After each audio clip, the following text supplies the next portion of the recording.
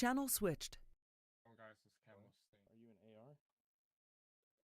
I'm not even through basic training, but I'm trying to figure out why this magnifier won't fold. Oh, you gotta hold down control And press and then L. hold down control and hit minus on the numpad if you have it. Don't have a numpad. Okay, then what you want to do is go into configure controls, configure add-ons. Where is it? CBA weapons. Yes. CBA weapons, and then you'll see next optics state, and change that to a kind. One country That will like be, camo that I like, but it's like set a mine little on weird, and it's the Swedish M90. Yeah, Swedish camel is cool. But as a Norwegian, I have to hate on it because they're Swedish. So, fuck the Swedish camel. Sorry. Yeah. It's rude. Hello. Hello.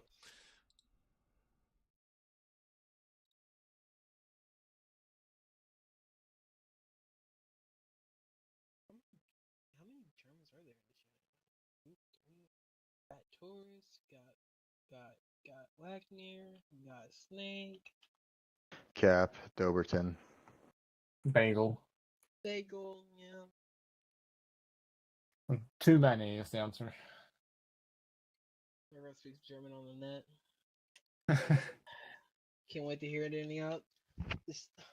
Hear that shit in the I'm like, oh, That's why we should do a World War II scenario. See where the loyalties lie. But Viking, what do you think about the Norwegian camo? Hold on, let me make sure it is the one I'm thinking of right now. It's kind of like the woodland, but like with brown. Not the new one, the M98. The new one fucking sucks. The M98 camo. Oh yeah, it looks a lot like it looks like a mix between like Flectron and the American Woodland, like Flectron color, but Woodland-esque. And yeah, look up the new one. We just changed it. It's fucking disgusting.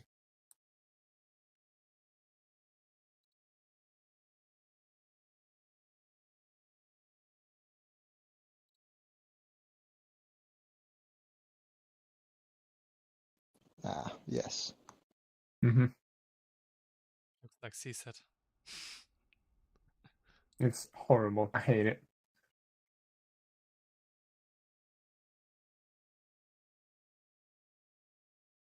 Only good thing about this uniform and camo change we're going through is that we actually get like combat shirts and not just a regular shirt. And we'll actually have winter camo that isn't just a white overall.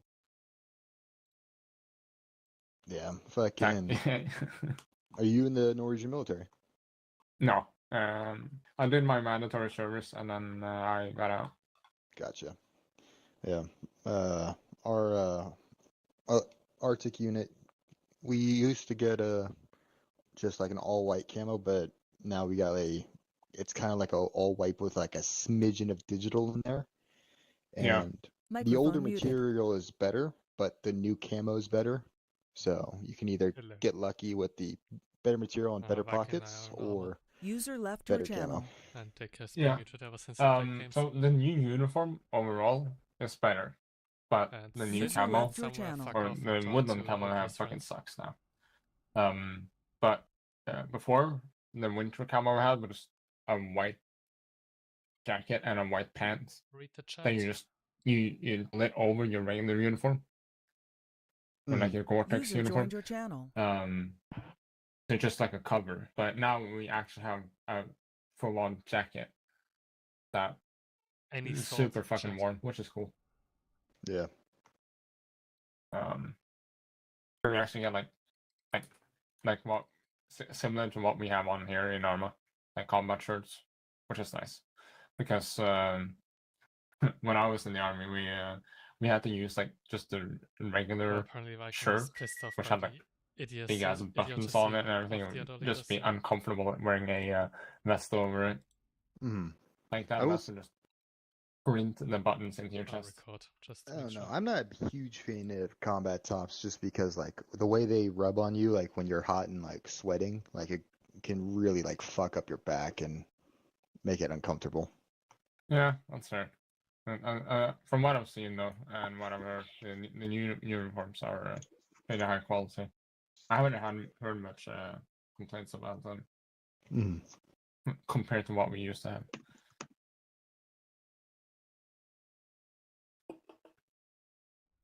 What about yourself? Are you in the military? Yeah, I'm just I'm going through a med board, so I'm getting medically retired, right before my 9-year mark. So Hell yeah.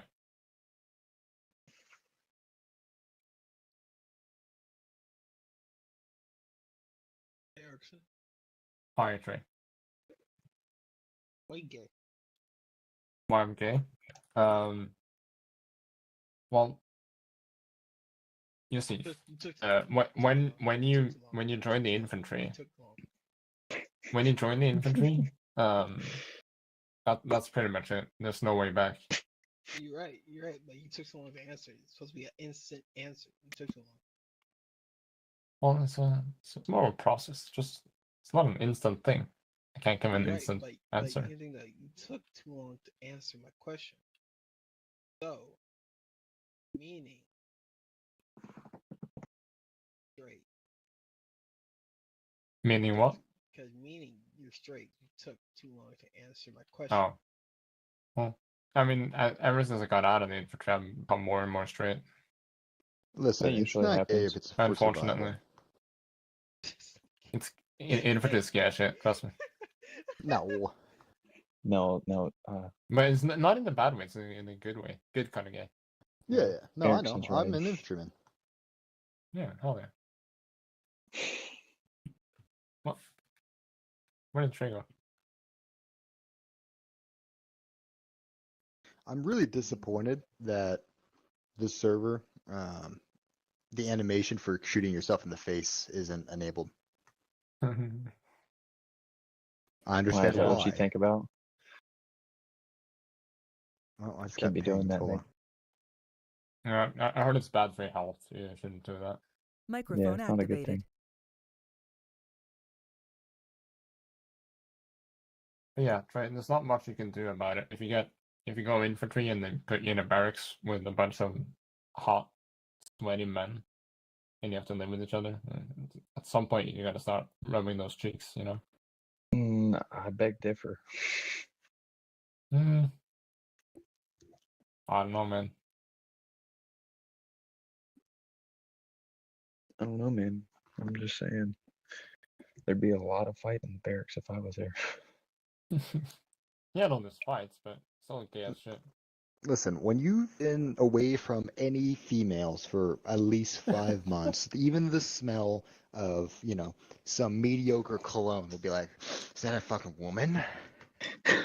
And I mean, when you're out on the FDX for 2 weeks in deep snow and it's negative 30 degrees out, and you curl up next to your bathroom buddy, and those cheeks start feeling rather comfortable. Hey, I mean, bro, I'm gonna need you to stop right there. Listen, it's not gay if it's for survival. When I was training in Yeah. Germany, it got to like negative 20 and we had no snivel. You best believe we buttoned up our sleep Was that- systems together. 20 Celsius or Fahrenheit? That was negative 20 Fahrenheit. I mean, yeah. You guys So use it's like- weird units. I think that's like what, Fahrenheit. 5 Celsius. No, Is it 5 negative. Yeah, that's almost a negative 30 Celsius. Oh Yeah, shit. that's cold as shit. Especially in Germany. Holy shit. Where in Germany? What's this? bomb holder. North? Say again? Wherever bomb holder is. Bomb holder. BAM, BAUM. I don't know how to spell the last part. Oh but- yeah, bomb holder. Yeah. Let me see. And that was This with is- wind chill, so. Oh yeah, yeah. So all right. So it felt like negative 20. Yeah. Oh, it's closer to Luxembourg. Oh, okay. West. Yeah. Yeah. Germany usually isn't that cold, but it's See this man right here? what the? Yeah. What do you do? Huh? What do you do if you see this man right here? No, yeah, I- I can I- know it. Well, that's very I would American of you. sprinkle some crack on him and run away. There we go.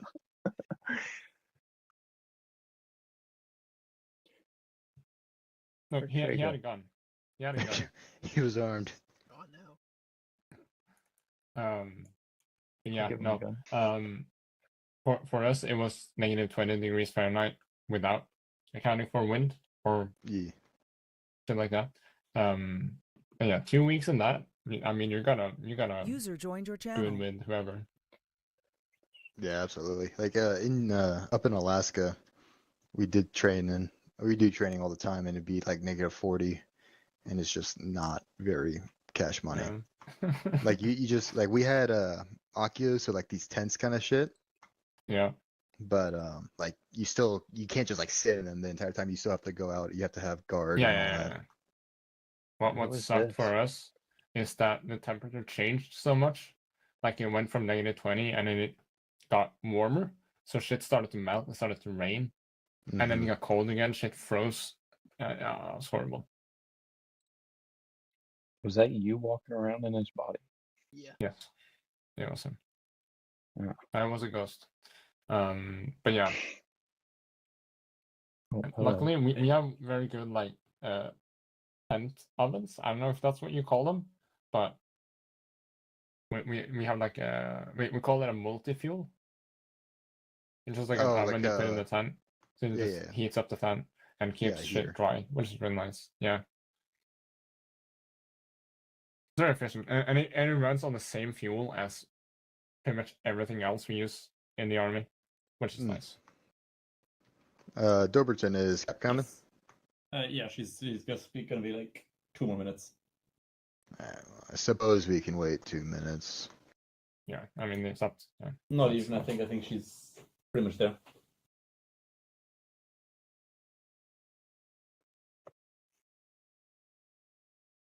I remember the base I did basic User training in. joined your channel. It was like a NATO cold weather school. It was also funny seeing like Discord.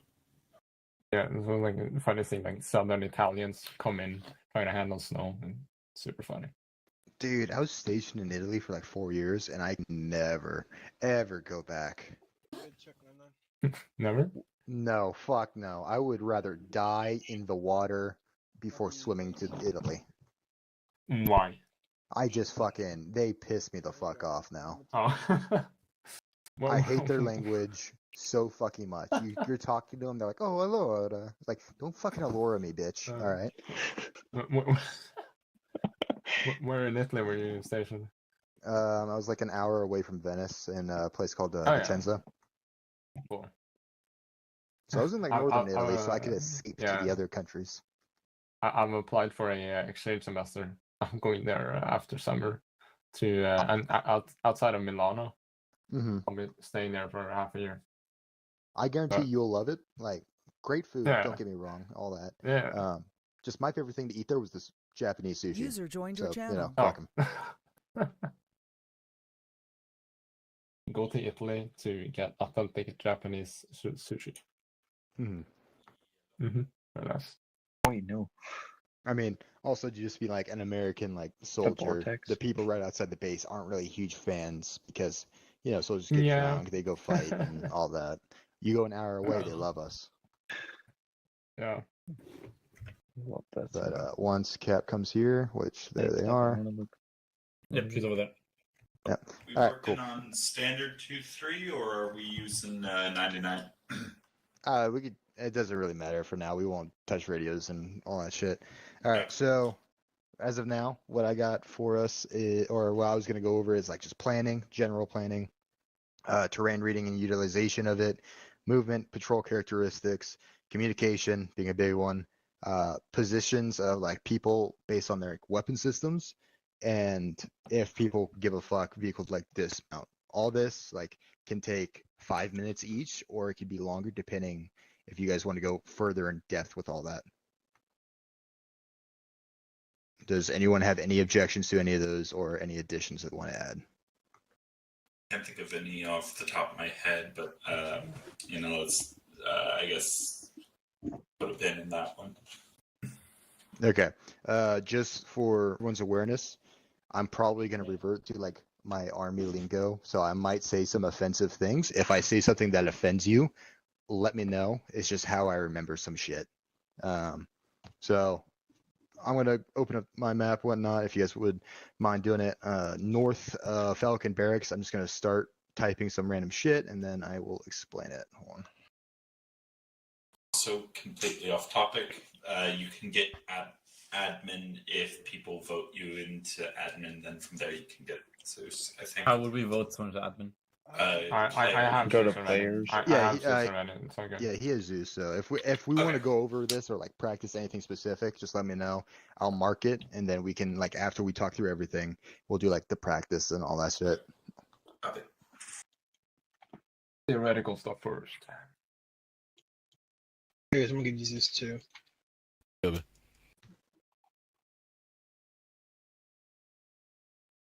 Can't figure out how to vote for this. Wait, you don't need to do anything.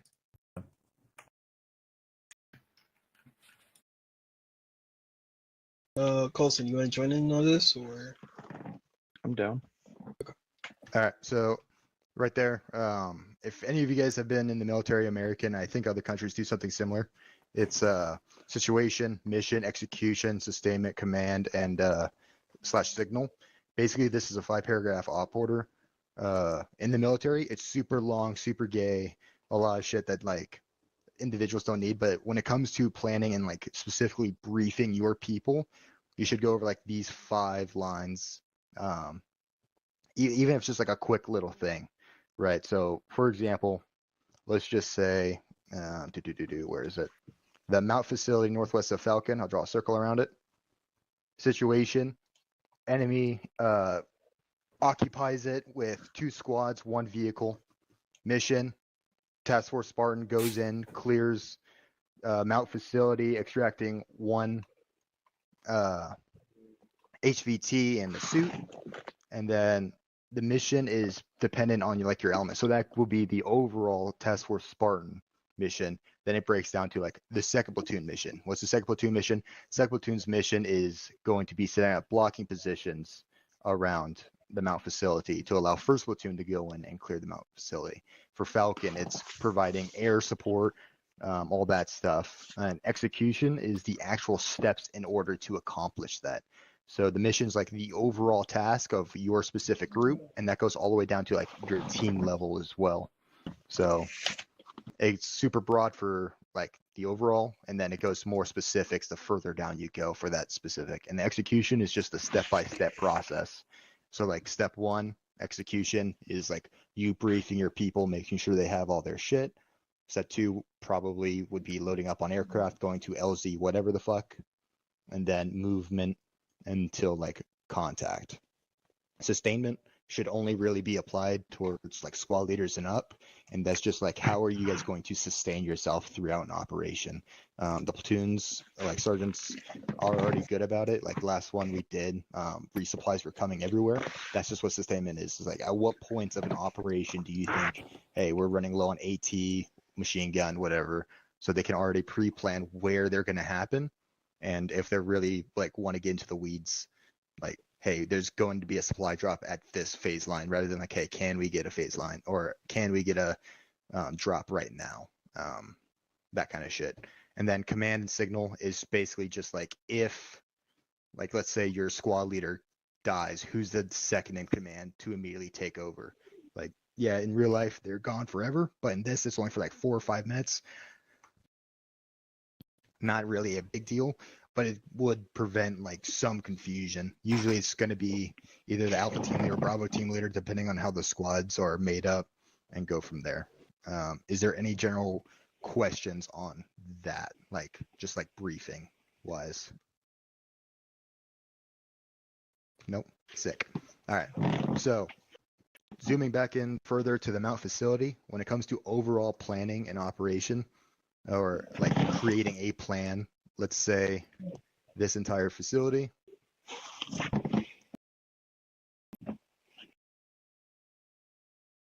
This is the AO, this entire region. When it comes to like the plans, they already do a good job. Just some squads I notice are very broad stroke, like, hey, this is going to be the LZ. Let me just make that right here.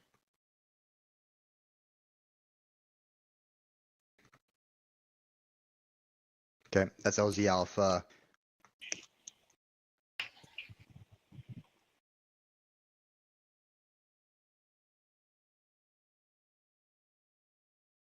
RP1, RP2, and then once we hit RP2, that's when we're gonna go and clear this.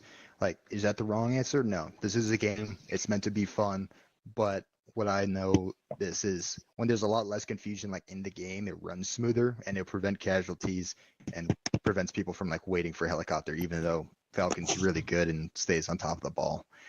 So Thank you. when you, yeah, no problem. Appreciate you.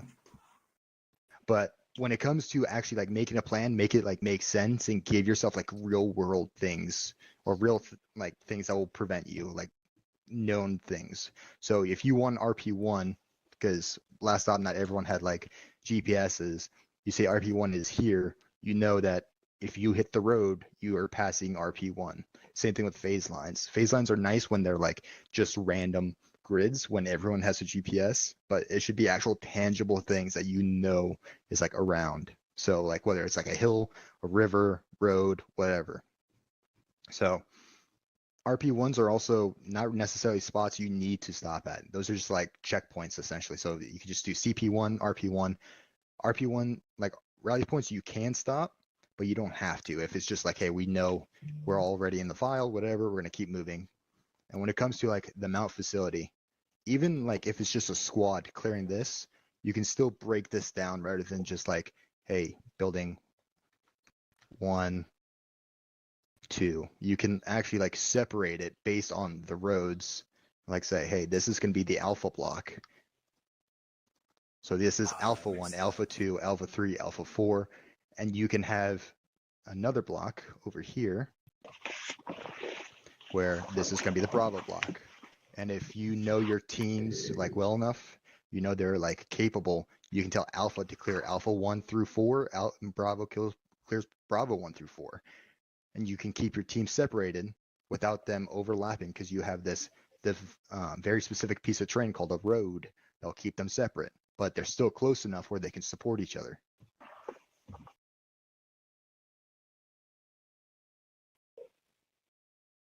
I know I'm spitting through this really fast, so if I need to slow down, please feel free. So like use actual terrain, use the roads, use hills, whatever, to actually build like your plan and make it so like, hey, if we're clearing, let's say, the mount facility, but instead of going through the woods because it gives us cover, we have vehicle support and we need to make sure those vehicles are surviving. So we're going to go from like south to north. You can use these roads as positions like, hey, once we hit this road, that's going to be our like phase line. We know that that's where we're going to stop, make sure everything on this side of the road is clear. Then we'll push up across and clear that shit.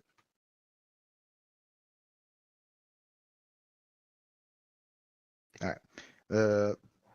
Basically, you can just apply this to anything. Use like hills, all that stuff. This map is kind of shitty when it comes to contour lines and like elevation because it's super fucking flat. But if you don't know, if you already know, cool. But when you guys zoom into the map specifically, where's the good spot? Here it is. Far bottom left here of the map. I'll circle it. If you zoom in like right in the center of that, you can see these contour lines. This is how you know this is like a ridge top because the lines all make a circle, and the further out you go, the bigger it is. That change is in elevation, but also because of your fucking map saying like 60, 70. So you know that's the depression is actually going down into a valley there, where the highest point is over here, this region. Use this when you're making your route because if you know that the enemy has superior vehicles and let's say they're occupying somewhere along this road with BTRs and all that, you can either stay low and hide from them, or you can be across the way and have superior elevation. But with that being said, if we're only rocking AT4s and we don't have a weapons squad with javelins or Maz, you probably don't want to be super exposed and you want to get closer and sneak up on them. So you want to stick to the low ground. So like use the elevation on the enemy's composition and disposition. Composition is basically what it's made of. So like, hey, it's 3 squads with just regular light weapons, AKs, RPKs, PKMs, whatever the fuck. And disposition, sorry, is what is it doing? What is it actually like set up to be doing? Is it occupying this woods? Is it patrolling through the woods? Are they setting up blocking positions? Are they preparing an ambush? Whatever the fuck. And that's all I'm going to hit on, fucking terrain, reading and utilization of it, and planning. Anyone have any questions on that kind of shit? There are no stupid questions. You're only stupid for not asking questions. Sorry, you go first. Yeah, no, go on. I was gonna answer. I was just gonna say, like, at what point, like you touched on it briefly. At what point do you want to try to take the superior elevation? At what point do you want to take inferior elevation? You talked on it briefly about like having a weapon platform that can actually do something to the element you're fighting. But is there a point where the elevation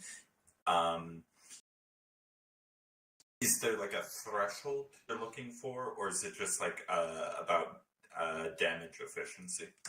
So it's basically just goes down to very specific METTC. Like METTC is mission, enemy, time, civilians. There's one other one, I don't fucking remember it off the top of my head. But basically it's very situational based.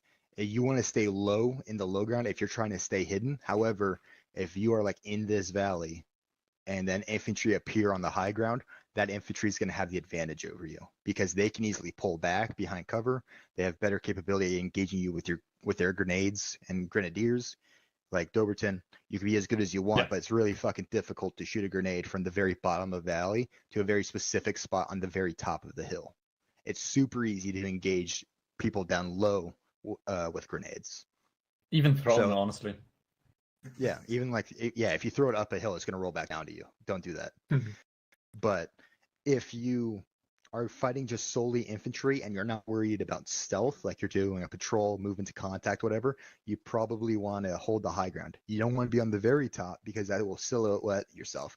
You probably want to hold off just to the side. That way, if you see people in the valley, you can easily retrograde to the very top and engage down from there. Or like if they're already on top of the hill, it's a quick push. The reason why you don't want to sit on the very top is like you're silhouetting yourself. You're super easy to see from everywhere to behind or everywhere beyond you. Where meanwhile, if you're on the side, harder to see. So staying low if you want to be stealthy and hidden, but up high if you want to be like aggressive and you have the capability to kill anything you want. Or Also, that you think you'll come across. Apparently, METTC stands for mission, enemy, terrain, and weather, troops, and time, and civilians. Yep, terrain. That was it. Yeah, terrain, huge fucking thing.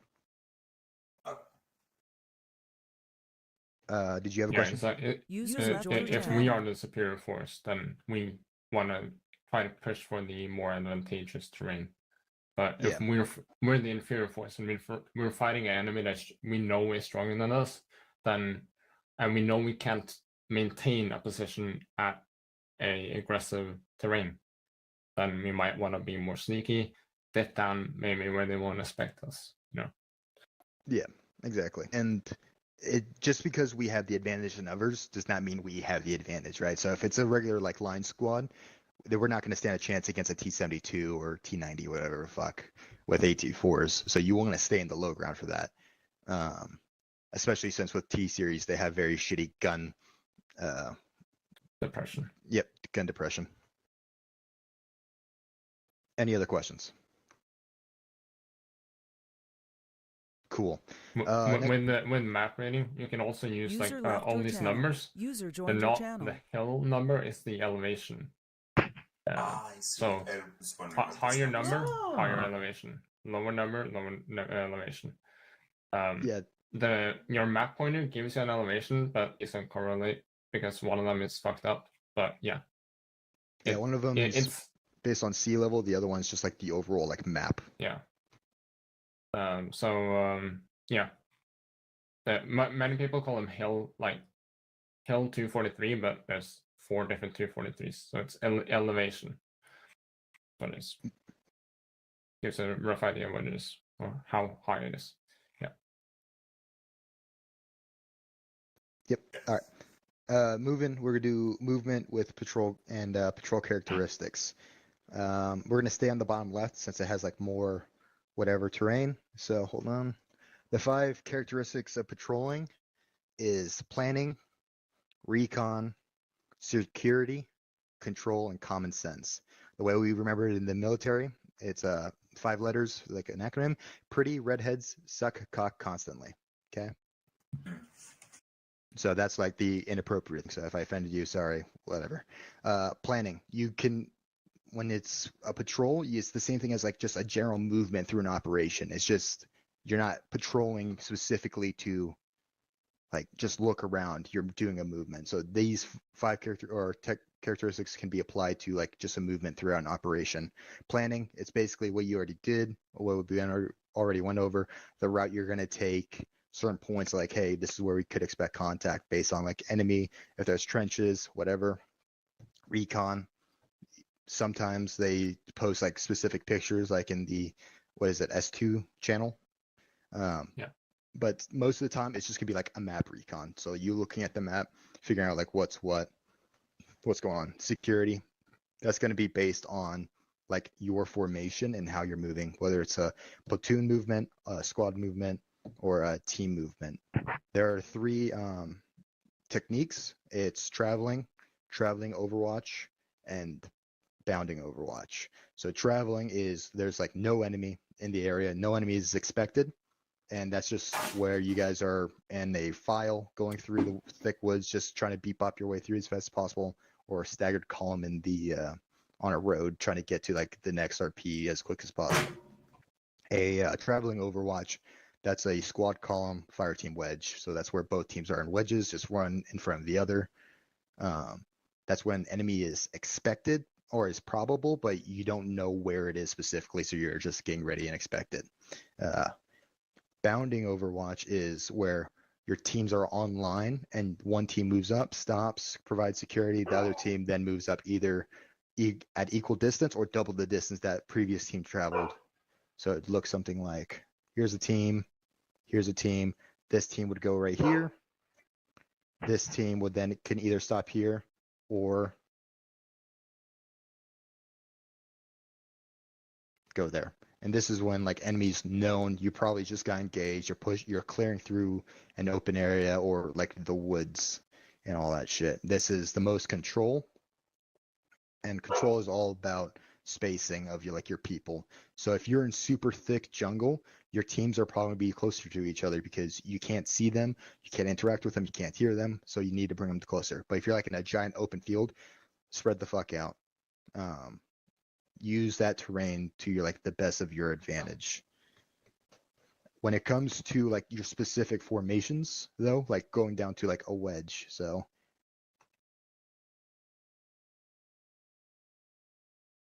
wedge, right? So this team leader,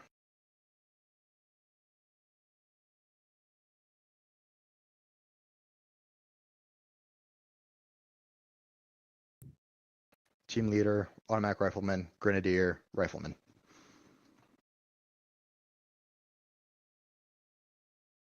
Thank you. So with this, the team leader is always in the front, so he's scanning straight to the front. Automatic rifleman should be looking like this. Grenadier is looking like this. And then the rifleman is generally looking like that. He's looking this direction, but also to the rear in case anyone starts following behind us. The rifleman should always, the automatic rifleman is primarily looking this direction, and it will occasionally look behind us, but its primary goal is to engage front and to the right. Grenadier, front and left. Team leader is focusing generally just straight forward. This allows or protects you guys from like walking across. Cap, Doberton, the first time I played with you guys, we walked right in between two squads, which probably could have been prevented if, we were looking around. Was that the first time we were together? That was the first time I did, yeah. The trench? The trench? No. It was before that. Oh, all right. But so watching like your specific sectors is like very important. Like, yeah, it's nice to like look straight ahead to see where you're going. But if people aren't watching the sides where they're supposed to, then it like becomes an issue. So, and the same thing can be applied to like a file, since if it's super thick in the woods, the lead guy is obviously facing the front. This guy can face that way. This guy would face this way. That guy will face that way. This guy would face that way. So then it's always spread out, so everyone has a chance to like scan a certain sector, and everyone just keeps in the direction.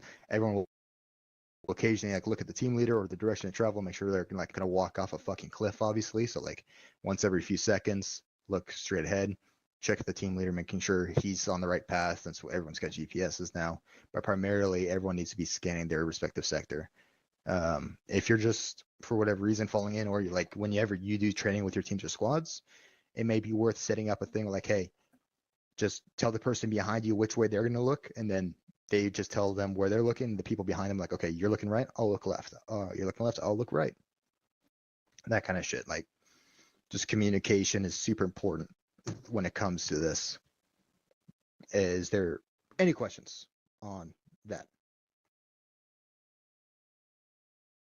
No? Sick.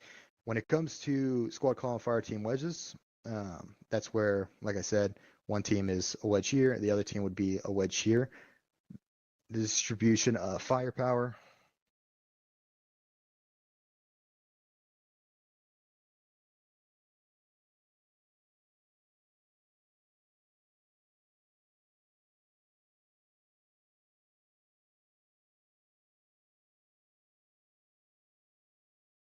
Cool. Oh, you deleted it. No. Put the team leader grenadier rifleman back. Sorry, my bad. God, animal. All right. The reason why the formation is set up like this is it's distribution of firepower. So the team leaders are always in the front leading, so they can control their team and tell them essentially where to go. And then the squad leader is usually just be popping right there in the middle to control this team. He can tell this team what to do easily, and then he can control this team to tell them what to do. So AR is on the right for this team. That's why then you want the AR on the left. Yeah, you want the AR on the left. Grenadier is going to be on the right, Grenadier on the left. So the reason why you want your Grenadier closest to the team leader is because you want to be able to tell that team or the Grenadier, hey, specific targets for that grenade launcher when it comes to it. Yeah, the Grenadiers are encouraged to just start engaging things, but sometimes you'll see something more important, like, hey, Grenadier put 3 rounds of HE in that building.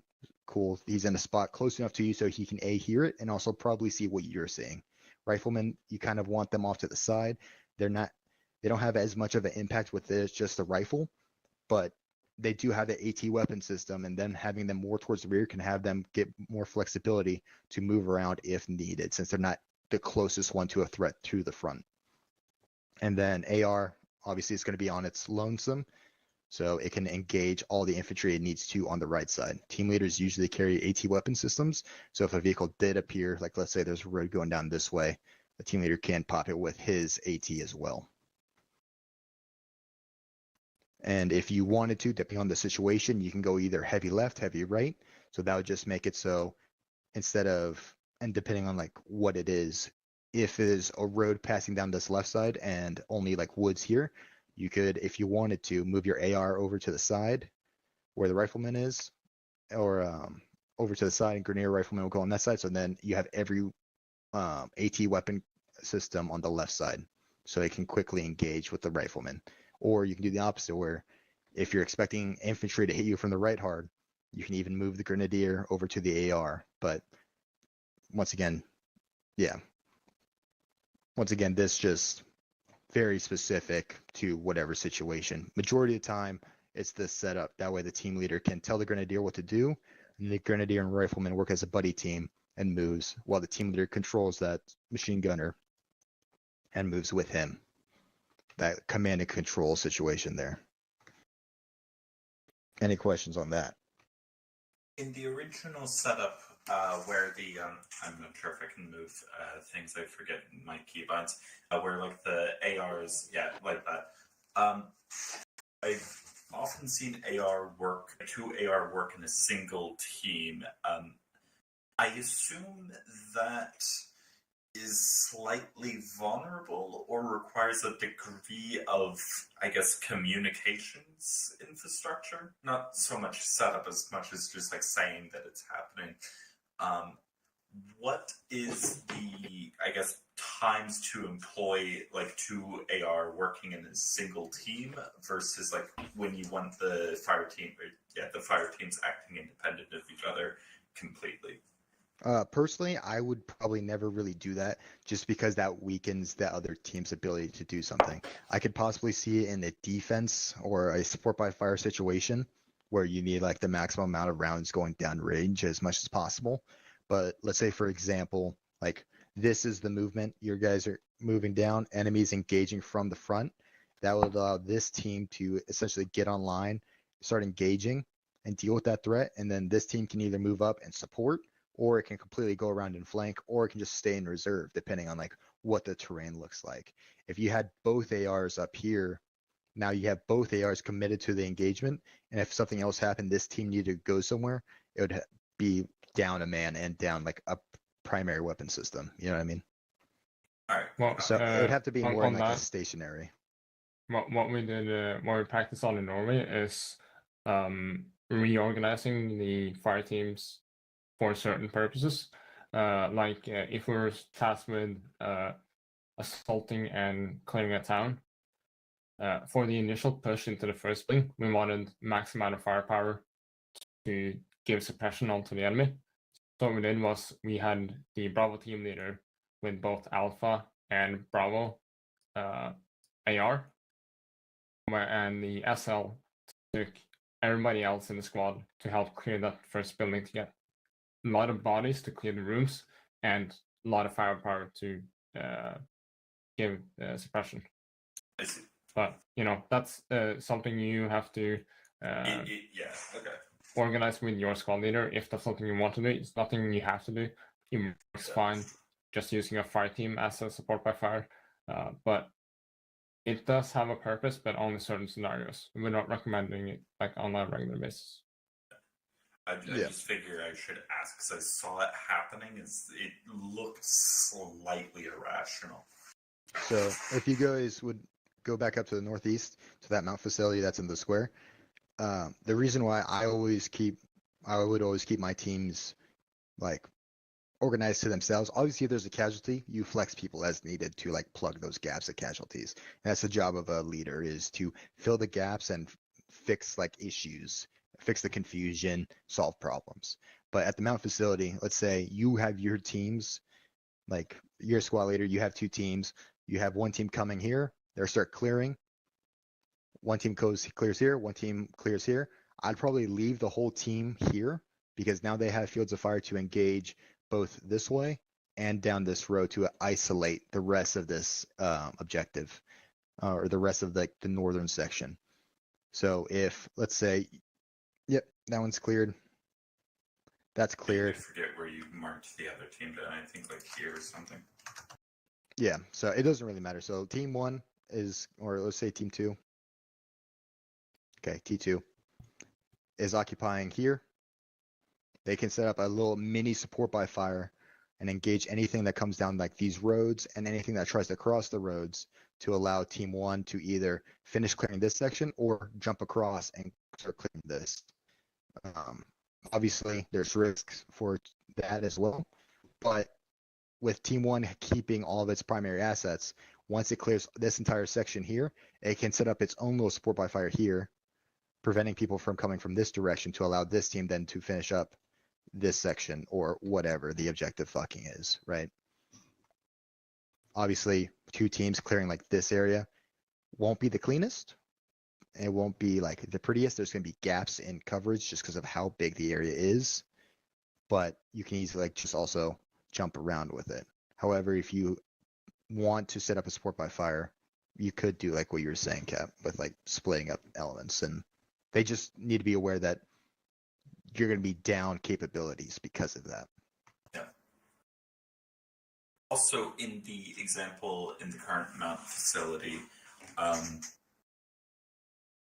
obviously this would leave Team 1 currently slightly exposed to flanking, so I guess when making plans, when do you take, like, when is the like risk of like flanking or like bad positioning worthwhile? Because like obviously like no war's ever won from being too careful. So like when is this like a justifiable move?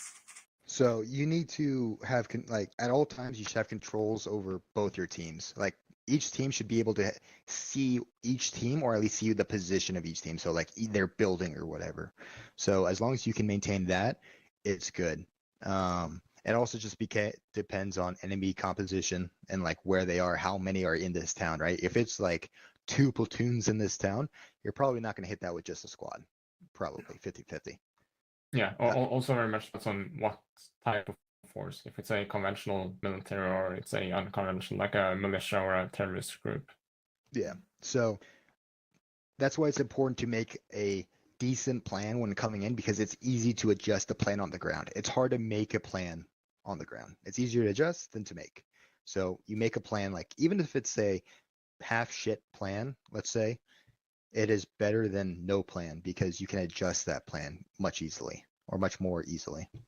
But generally, rule of thumb, you want to be able to see each team somewhat quickly. You don't need eyes on at all times because yeah, there's gonna be a building in the way, there's gonna be brush. But like, let's say you have one team here, you should be able to just like quickly run across the road. Oh yeah, okay, I can see that team. That's fine then. Okay. Anything else? Cool. Communication is a very big one, and that just basically rolls down to say what you mean, and like take your time when you speak.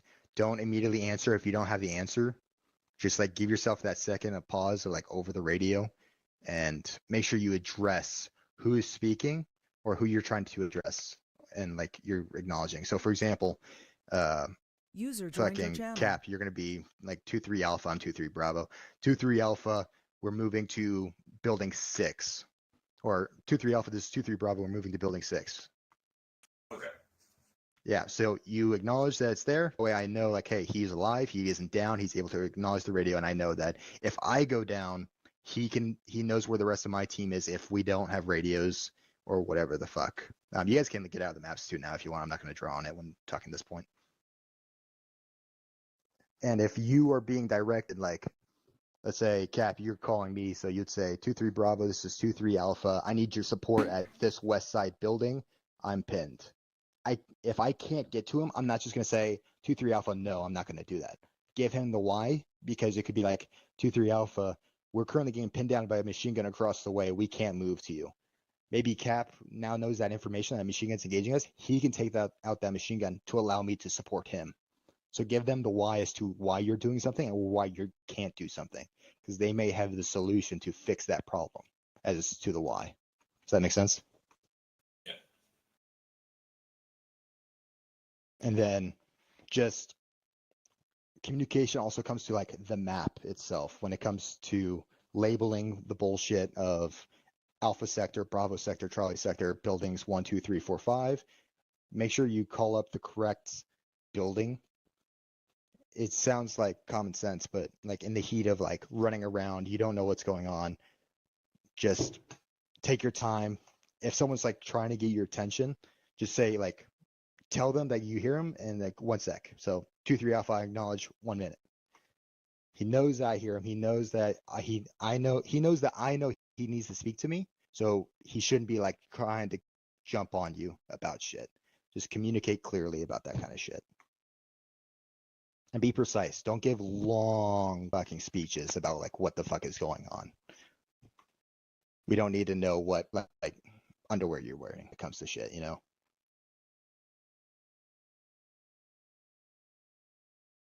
Is anything not ringing when it comes to communication? It's all pretty easy, but you know. All right. Are you able to teleport us, Erickson? Yeah. Where do you want us to go? Can you teleport us to that mount facility? Yeah. Give me a second. also just realized we totally could have been in the what's it, the room right behind. Okay, so like here, and this fucking I'm gonna go in yelling. Probably a good idea. Woof. Oh. Right. So with this kind of shit, let's say one team. Yeah, let's all just move over here real quick to this crossroad or T intersection.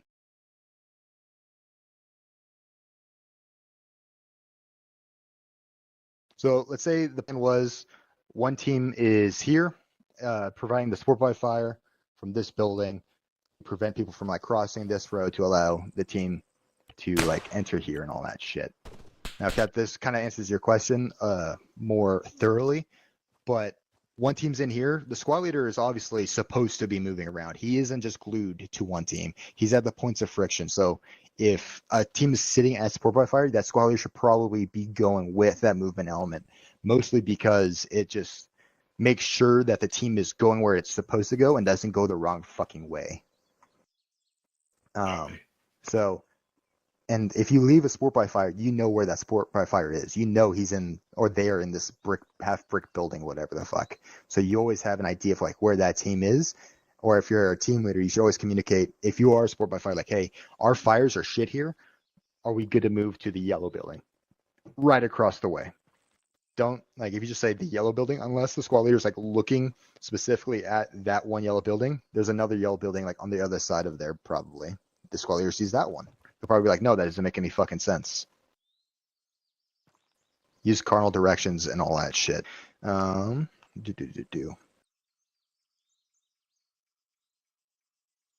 Yeah, so communicate clearly.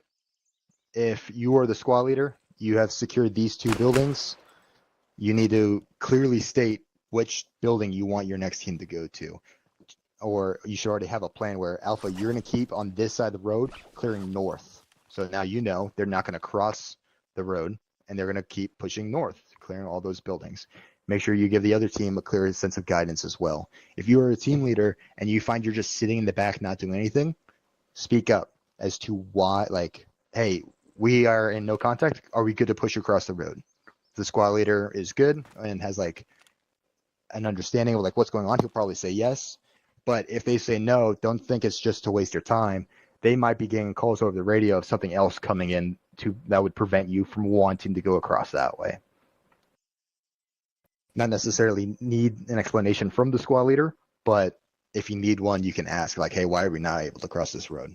And then you might be able to clear it up or whatever. Yeah, generally for a squad leader, it's easier to hold back a fire team than to try to push them forward. So, yeah, try to stay on the aggressive side. Yeah. The team leader should always be trying to get into the fight as much as possible, and the squad leader is the one like kind of holding it back. Like, no, we need to wait for this fire mission to end. No, we need to make sure you don't get outflanked. All that shit. That's exactly what we were taught in Norway as well. Yeah, team leader should be bulldogs. Anyway, position people where they would be most effective, right? That goes kind of to your question, Cap, earlier. Like, what if you want 2 ARs in a team? That would just be like, you want to put people in spots where their weapons are the most effective. So, for example, on this one, like this building, you're the team with support by fire. If I was the one in charge, I'd probably want my AR. Like, you could do 2 schools of thought. You want your AR and Grenadier on the second floor, or you just want the Grenadier on the second floor. Why? AR is better at shooting flat because your rounds of cone of fire is capable at hitting multiple people if it's level. If you're higher up, your cone of fire goes down into the dirt, preventing you from actually being that effective against like groups that are kind of spread out. Like, you can do grazing fire. So, for example, if I'm like a saw gunner, I can easily just go like this easily. However, if I'm shooting down, it's harder because you have to also adjust for the elevation. So you're going to be going like this to try to hit multiple people. You want the Grenadier to be high because his rounds are slower, but also he has the ability to go over buildings. So if he's on the second floor, he has the capability to possibly engage over this building if the target's far enough away. And then Rifleman should always either be on the first floor if he has like an AT weapon system, or the second floor if the AT weapon system can be fired from the second floor. So a lot of times, like with this building, you're probably going to want to be on the first floor. That way he can like exit the building, step off to the side, and shoot the rocket at whatever's coming down the road. And also, if the Grenadier and AR is on the top floor, you want someone on the bottom floor to provide security, or at least you hear them die so you can pay attention to the stairwell. You know, either or. So just like be aware of like where your people are. For like Torres, since he's my automatic rifleman, I always place him. Let's say we just got done clearing this road and now we're just pulling security. I'm not just going to say, hey, Torres, you're just set up on the corner of this building. I'll give him guidance like, hey, Torres, set up here on the corner and steer south down the road. That way, if anyone comes down the road, he's already looking there. Position your people accordingly. Put your Grenadier looking into the woods, because they can either shoot grenades over like the hills where enemies would be coming from, or worst case, if they're laying down in the fucking bush and you can't see them, like it's an aerial weapon system with a grenade. He can hit trees and kill people around the tree. He can shoot over the hill and all that shit. And then AT, obviously put them where like AT is going to be coming, or AT would be prevalent. Sort of to touch on what you were saying earlier, with regards to communication, someone dies. How often should you check the status of people who you do not have eyes on, and in like what conditions, obviously, to verify if they're alive or not? Or I guess, what are some measures you can do, communication or otherwise, to verify like the aliveness of your team?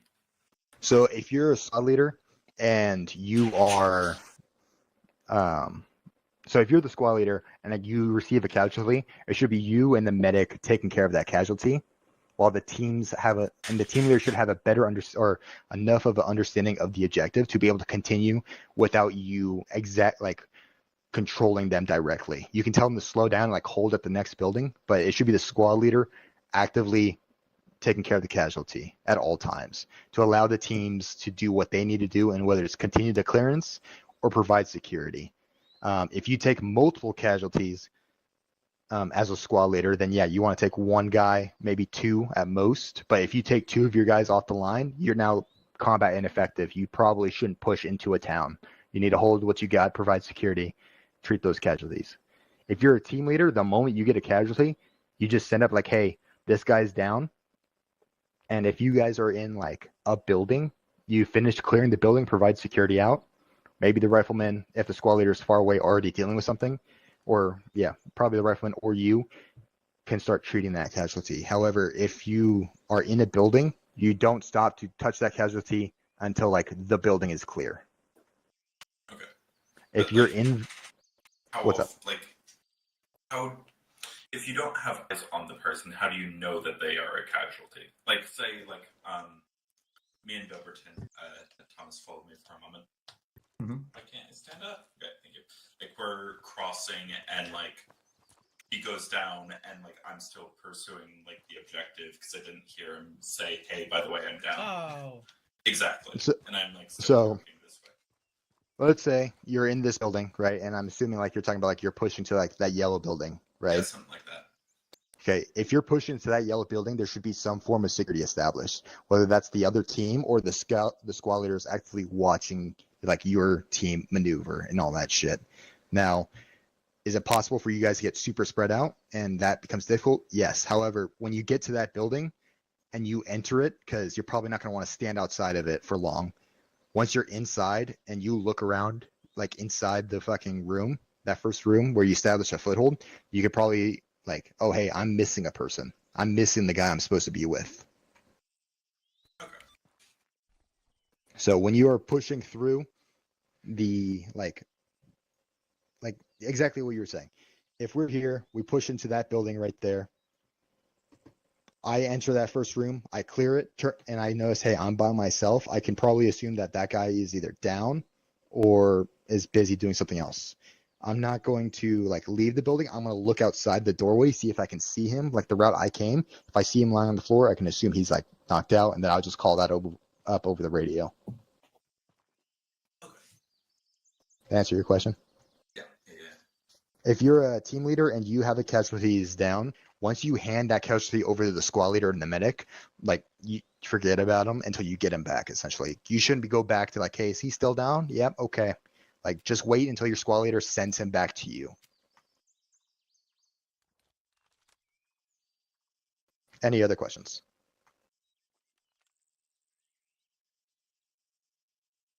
Okay.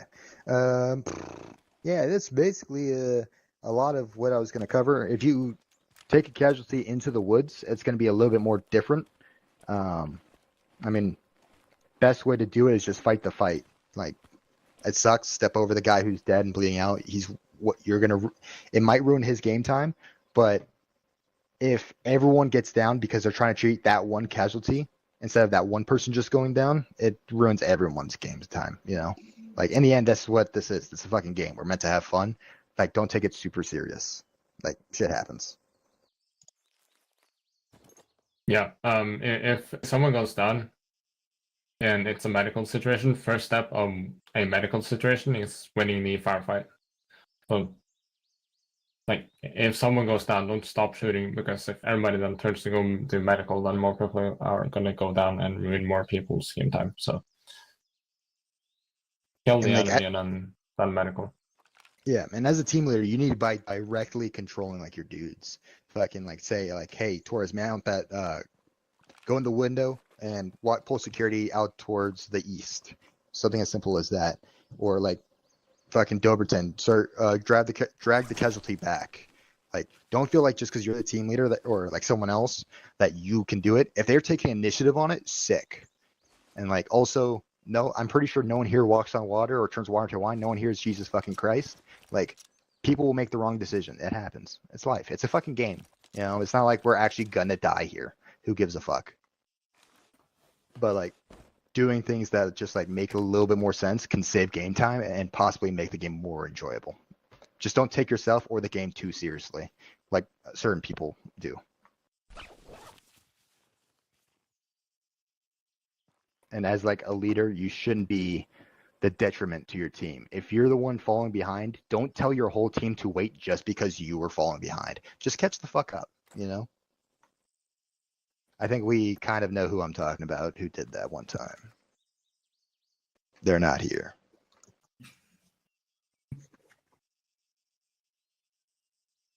All right. Does anyone have any questions or want to practice anything? Wow.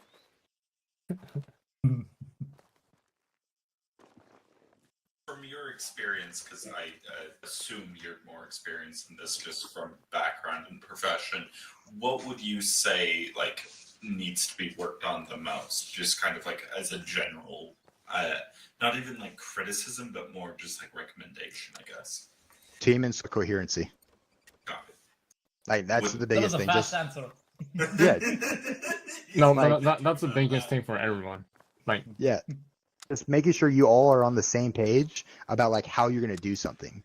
So I'm like, we didn't really go over it, but for like vehicle dismount, if a vehicle like dismounts, like a squad should have an idea, or the squad leader should say, hey, dismount right, dismount left, red team right, blue team left, and like just everyone kind of knowing where they're supposed to go just on that like quick little answer. Or like when it comes to like clearing a building, how are you gonna clear that building?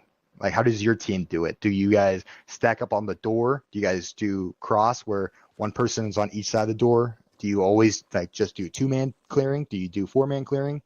When you're in a big building, how do you communicate to each other? Who's the one taking control? Is it just whoever's the first one in the room, or is it the team leader? That kind of shit. Just making sure like you're all on the same page of like how you're going to operate.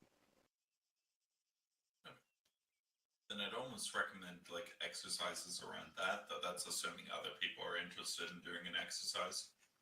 Yeah, and like you don't want to get super into the weeds of like hyper like specific events, because I mean like with our squad, we're attached to 2-1 all the time now because someone has a broken ass computer and can't fix it. I wonder who. Yeah, mysteries. But like you can't take your next up, it might be alone. You can't take our SOPs and assume other squads are going to know it or other teams are going to know it. So usually you want to have like a squad like operating procedure.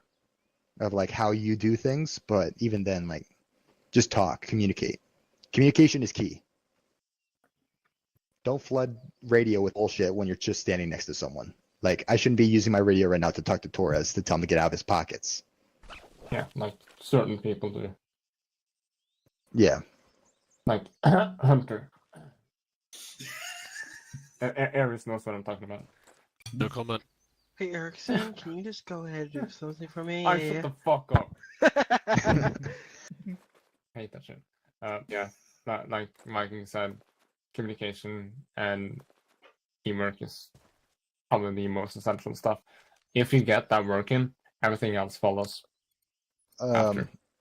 Another thing, like when you react to contact or you're giving direction to someone, note that like when you see a target, like the difference, like from here and me and you, Cap.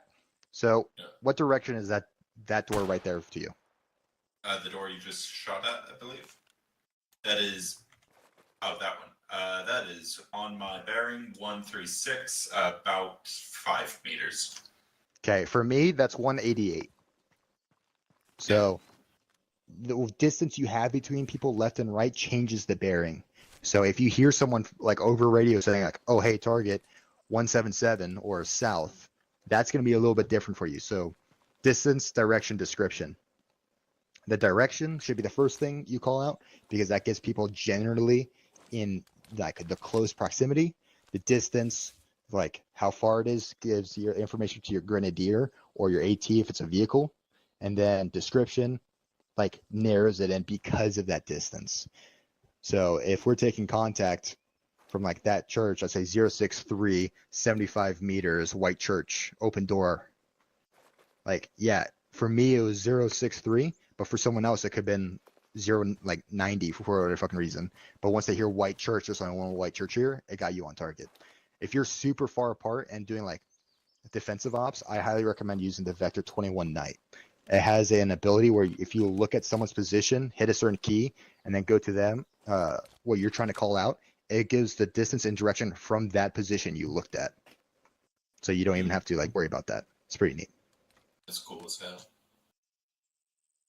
But that's like not going to work. You're in the middle of a field getting shot at by a fucking gun truck. Ideally, they can see the gun truck, but you don't know. But yeah. Anyone want to go over anything in particular or practice anything or just hang out? I'm down to just hang out for a bit. One last thing. This was a problem I had. I think the second op I was TL, and I just wanted to like, I guess, habit build against it. Over, I guess, micromanaging, like over directing. How do you mitigate that? Practice. Like there isn't like the right answer of like, hey, you're going to be perfect out of the first try. Like it just takes practice, dude. Have trust in your people and whatnot. And if they fuck up, like it's a game, right? It's not like people are actually gonna fucking die. And they just give as much as clear guidance as possible to prevent that fucking uppiness. Don't be like the team leaders, like, oh, especially since it's a game, everyone wants to do things. Don't leave like one team in the back, or like two guys always in the back. Try to like share the love and all that stuff, things that would make sense in a way. Yeah, just take that step back if you need to, and like, hey, see how the situation is developing in front of you, and then just act accordingly. And two guys go in, tell them like, hey, clear this building, give me an up when it sits clear. Now you know you don't have to check in on them unless they don't give you an up. If they give you an up, you know what's going on, what they did, and that they're done.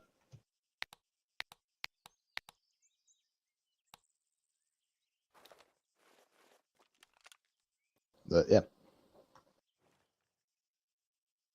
There isn't like a book on like how to be a good leader. It's just practice and all that. There's 100 million and they're all scams. Yeah, they're all fucking shit. Like everyone has their own like leadership technique. Like when I was a platoon sergeant for a while, like it was like I let my squad leaders do what they need to do. I brought the team leaders every once in a while in, talk to them, but like I definitely had like my own problems as a brand new platoon sergeant, but like you just grow through them and you learn and you get better. Like it's practice. Hey, I'm about to go back to the BCT area. If anyone wants to come, I'm about to fly over there. I'll come with you. He's gonna fly. Yeah, sure, why not?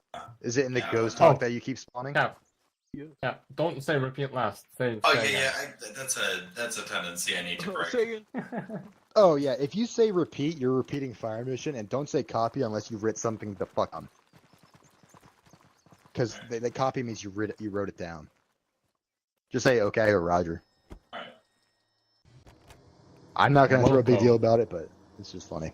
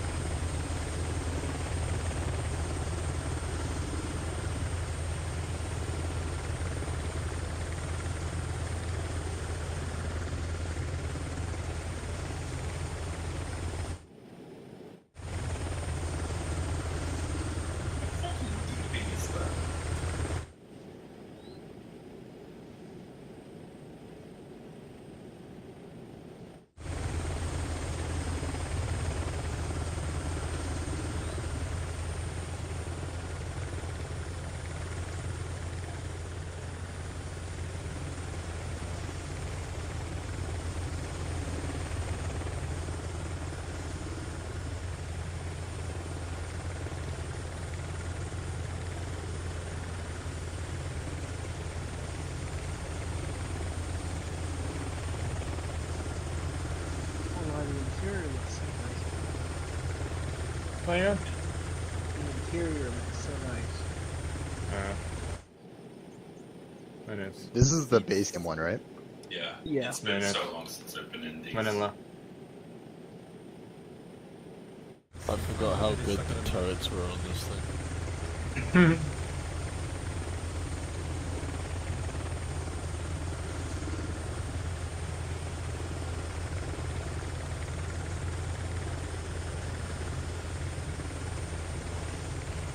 But they safe just by pressing F.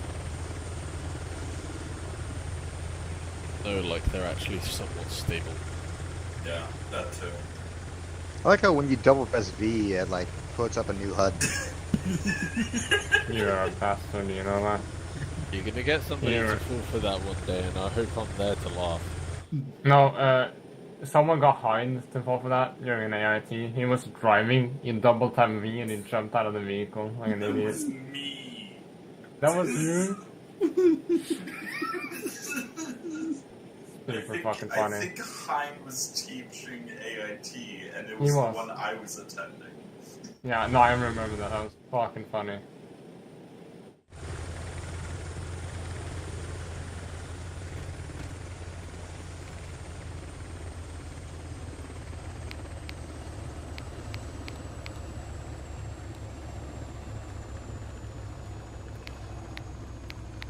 Look at the boys. Thank you.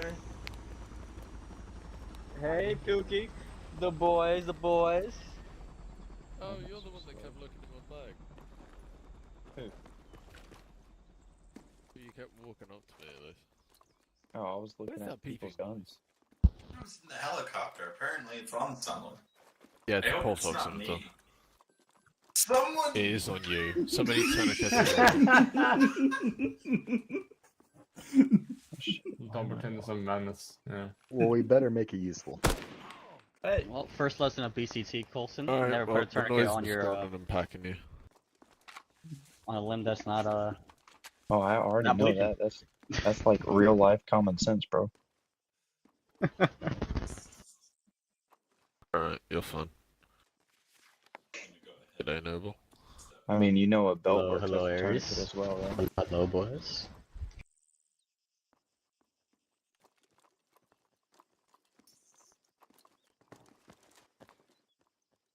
I don't know.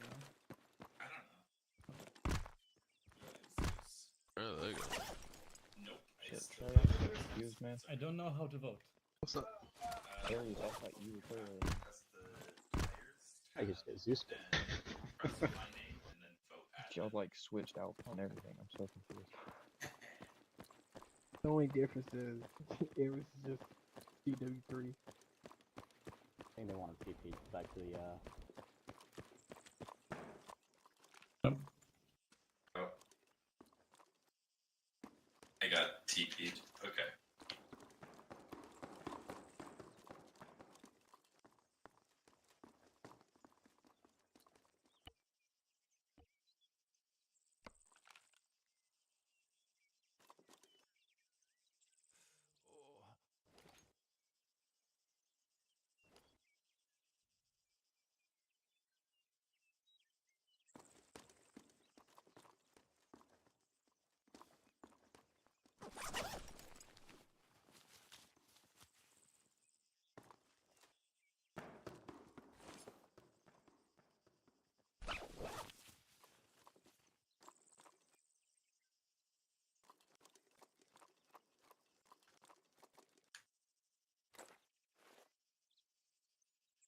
Trying to remember. There's another mode you can do for this where it gives you like the elevation change. I don't remember it. Doesn't matter though. Fuck it. Why did it break? That's so dumb. Ignore that. Why did it break? You probably put it in the ground.